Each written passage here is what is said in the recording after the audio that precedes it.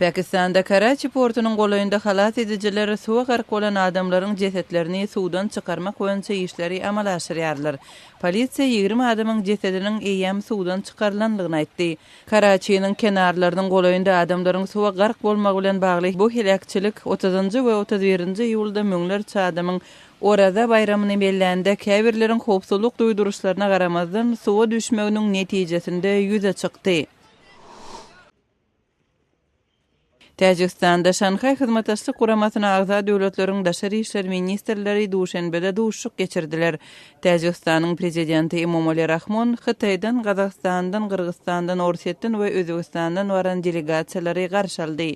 Ministrler terrorçylyga we neşe gaçakçylygyna garşy bilelikdäki tagallalary ara alyp maslahat etdiler we guramanyň sentýabr aýynda geçiriljek sammitiniň gün tertibini ketgitlediler.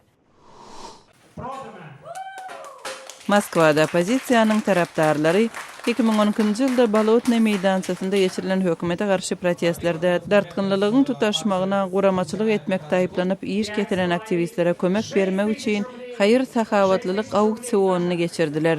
Auksionda Pussy Riot punk topornyň agdalarynyň we tanymal aktyorlaryň we jurnalistleriň satyga çykaran zatlary 5,5 milyon Amerikan dollarynyň gowrak mösberde pul toplamagy mümkinçilik töretdi.